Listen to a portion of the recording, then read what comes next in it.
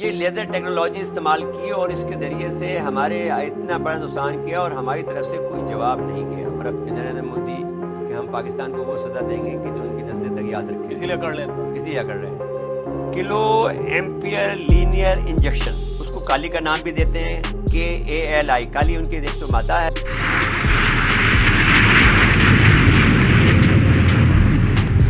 DRDO का future mission high energy laser weapon.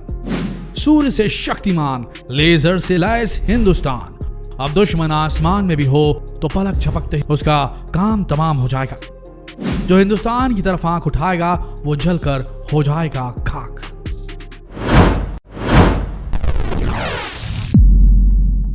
दोस्तों, आज के इस दुनिया में जंग की तारीखें बदल रहे हैं और बदल रहे हैं जंग में इस्तेमाल होने वाले हथियार भी। ऐसे में सवाल उठता है कि क्या फ्यूचर में होने वाले युद्ध स्टार वॉर्स जैसी फिल्मों में दिखाए जाने वाले युद्धों की तरह होंगे? क्या भविष्य में होने वाली जंगें एक्सेसिव एनर्जी यानी कि अत्यधिक ऊर्जा वाले हथियारों से लड़ी जाएंगी? जवाब है हाँ, क्योंकि अब दुनिया भर में पारंपरिक हथियारों की जगह दूर से हमला करने वाले हथियार बहुत तेजी से विकसित किए जा रहे हैं। इसीलिए हॉलीवुड फिल्म स्टार वॉर्स के हथियारों की तरह भारत भी ऐसे हथियार बनाने जा रहा है जिसके हमले से पड़ोसी दुश्मन देश थर्रा उठेंगे। भारत पर हमला करना तो दूर, ऐसा सोचने से पहले ही चीन और पाकिस्तान के पसीने छूट जाएंगे। दोस्तों, defence research and development organisation यानी कि DRDO भी देश के लिए लेजर से हमला करने वाले हथियार बना रहा है। इन हथियारों को डायरेक्टेड एनर्जी वेपन्स यानी कि DEW कहते हैं। इनके अलावा ऐसे हथियार भी बनाए जा रहे हैं जो माइक्रोवेव किरणें छोड़कर दुश्मन के इलेक्ट्रॉनिक रेडियो सिस्टम और कम्युनिकेशन सिस्टम को पलक झपकते ही नस्त नाबूद कर देंगे। जाहिर सी बात है, अगर ऐसा हो जाएगा तो फिर कम्युनिकेशन की कमी और कमांड ना दे पाने की स्थिति में दुश्मन बेहद कमजोर हो जाएगा और फिर उस पर हमला करके उसे धूल चटाना बेहद आसान हो जाएगा। साथियों, आज के जमाने में फाइटर प्लेन्स की रफ्तार आवाज से तेज हो गई है, लेकिन लेजर वेपन्स उससे कहीं ज्यादा तेज प्रकाश की गति से वार कर सकते हैं। यानी दुश्मन को सोचने समझने का मौका मिले उससे पहले ही हवा में उसकी चिता बन जाएगी। लेजर वेपन से एक साथ कई टारगेट्स को मार गिराया जा सकेगा। सबसे बड़ी बात यह कि ये खामोश और अदृश्य हमलावर है, यानी बिना किसी आवाज के ये अटैक करेंगे, साथ ही आंखों से दिखाई भी नहीं देंगे। डायरेक्ट एनर्जी वेपन्स का डंक इतना तेज और घातक होगा कि पल भर में मिसाइलें या दुश्मन के एयरक्राफ्ट आंख के गोले में बदल जाएंगे।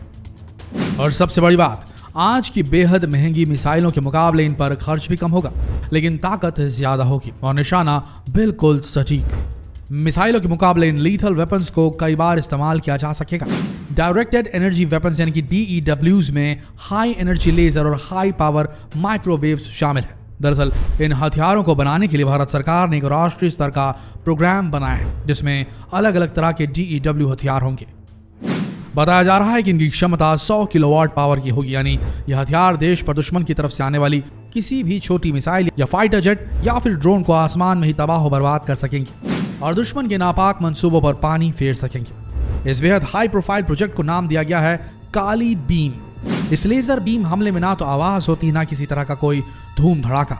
यह चुपचाप अपने दुश्मन टारगेट में छेद कर देती है या फिर उसे जलाकर राख कर देती है। बीते दिनों भारत ने 2 एंटी ड्रोन DEW सिस्टम बनाए थे। हालांकि स्वदेशी हथियार US, रूस, चीन, जर्मनी या इजराइल की तुलना में अभी बेहद छोटे हैं, लेकिन इनकी मदद से एक से ज्यादा ड्रोन, दुश्मन की गाड़ियां या फिर नावों को तबाह किया जा सकता है। याद ही होगा आपको कि अभी कुछ दिन पहले ही जम्मू में सेना के ठिकानों को ड्रोन से निशाना बनाया गया था। साथ ही कई और ड्रोन्स को बॉर्डर पार से हमारे देश में भेजा गया था। इसके अलावा अब तो हमारा पड़ोसी पाकिस्तान अब ड्रोनों के जरिए ही भारत की जमीन पर अपने हैंडलर्स को हथियार और गोला बारूद भेजने की नापाक साजिश रच रहा है। ऐसे में इन हथियारों की अहमियत कितनी बढ़ जाती है समझना मुश्किल नहीं। दोस्तों, भारत सरकार के निर्देश पर DRDO ने भविष्य की जरूरतों को देखते हुए ऐसे हथियारों को डेवलप करने में जी जान झोंक दिया है। DRDO ने इसे लेकर अगले 10 साल की प्लानिंग तैयार कर ली है। पहले फेज में ऐसे हथियारों की रेंज को 6 से 8 किलोमीटर तक मार करने लायक बनाया जाएगा। फिर दूसरे फेज में रेंज को 20 किलोमीटर तक बढ़ाने की तैयारी है। इन हथियारों की खासियत यह है कि इनसे दुश्मन का बचना करीब नामुमकिन है। ये लेजर बेस्ड वेपन बेहद सटीक निशाना लगाते हैं। खास बात यह है कि दूसरे हथियारों के मुकाबले डायरेक्टेड एनर्जी वेपन्स यानी कि DEWs की ऑपरेशनल कॉस्ट कम होती है। वैसे आपको यह भी बता दें कि एक साथ हमला करने वाले कई टारगेट्स को अकेले एक लेजर हथियार संभाल सकता है, अगर बिजली की सप्लाई सही से मिल रही है तो इसे कई बार इस्तेमाल किया जा सकता है। दोस्तों, दुनिया का सबसे ताकतवर देश अमेरिका ने कई साल पहले ही 33 किलोवाट के लेजर गन से ड्रोन्स मार गिराए थे। अमेरिका के पास 300 से 500 किलोवाट तक के डायरेक्टेड एनर्जी वेपन्स हैं जो क्रूज मिसाइलों पर भी हमला कर सकते हैं, उन्हें हवा में ही तबाह कर सकते हैं। जहां तक दुश्मन देशों से घिरे भारत की चुनौतियों का सवाल है, तो भारतीय सेनाओं के लिए पहले फेज में 20 high power electromagnetic weapon system की जरूरत होगी जो 6 से 8 किलोमीटर रेंज के होंगे।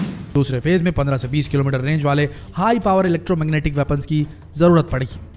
डायरेक्ट एनर्जी वेपन्स की खासियत यह है कि इन्हें एक ही जगह पर तैनात करके आप कई किलोमीटर दूर तक दुश्मन के जंगी जहाज, ड्रोन्स या मिसाइल्स पर हमला कर सकते हैं या उनसे खुद का बचाव कर सकते हैं। इससे निकलने वाली किरणें, चाहे वो लेजर हो या इलेक्ट्रोमैग्नेटिक किरणें या फिर सब एटॉमिक पार्टिकल्स या फिर माइक्रोवेव किरणें, ये दुश्मन को पल भर में चारों खाने चित्त कर देती है। इनके निकलने से लेकर टारगेट को हिट करने तक कोई आवाज या धमाका नहीं होता, इसलिए दुश्मन को इनके हमले का पता भी नहीं चल पाता और उससे पहले ही उसका काम तमाम हो जाता है। अब आपको ये भी बता देते हैं कि डायरेक्टेड एनर्जी वेपन्स युद्ध में इस्तेमाल होने वाले पारंपरिक हथियारों जैसे मिसाइल्स और टैंकों से कितने अलग हैं और इंडिया इन्हें बनाने में बाकी सुपर पावर देशों के मुकाबले कहां ठहरा है। दरअसल मिसाइल या टैंक से निकलने वाले गोले बारूद में या तो स्पेशल किस्म का विस्फोटक होता है जो कि टारगेट को बर्बाद कर देता है, लेकिन डायरेक्ट एनर्जी वेपन्स में किसी किस्म का गोला बारूद इस्तेमाल नहीं होता। सिर्फ लेजर, हाई पावर की माइक्रोवेव, आवाज या फिर पार्टिकल बीम ही हथियार होता है। डायरेक्ट एनर्जी वेपन कई तरह के हो सकते हैं और इनकी ताकत भी अलग अलग होती है। जैसे अगर लेजर वेपन से किसी मिसाइल को मार गिराना हो तो इसके लिए 500 किलोवाट लेजर बीम की जरूरत होगी, लेकिन कम पावर की लेजर बीम से ड्रोन या फिर जासूसी करने वाले छोटे विमानों को मार गिराया जा सकता है। यानी इस हथियार के इस्तेमाल से दुश्मन मुल्क से आने वाले अनमैन्ड व्हीकल्स UAVs को मार गिराना भारत के लिए मुश्किल नहीं होगा।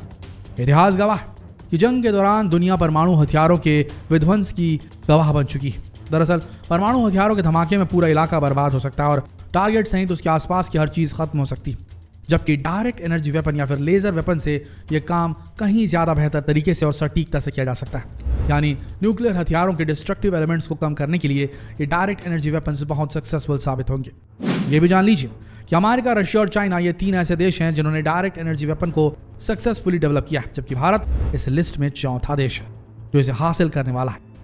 यानी कि ये भारत की दुश्मन मुल्कों को सीधी चेतावनी है कि अब भारत को आंख दिखाना अपनी शामत बुलाने जैसा है, क्योंकि अब वो दिन लग गए जब दुश्मन देश अपनी ताकत और परमाणु हथियारों के इस्तेमाल की गीदड़ भपकी देकर भारत को बैकफुट पर भेजने की कोशिश करे।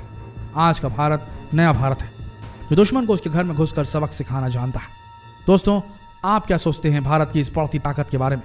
डायरेक्ट एनर्जी वेपन्स के बारे में क्या सोचते हैं आप? हमें कमेंट में जरूर बताएं। मिलते हैं कल एक और दिलचस्प वीडियो के साथ। तब तक के लिए जितना हो सके इस वीडियो को शेयर कीजिए, फेसबुक पर, व्हाट्सएप पर, यूट्यूब पर। इस वीडियो के अंत तक बने रहने के लिए आप सबका धन्यवाद।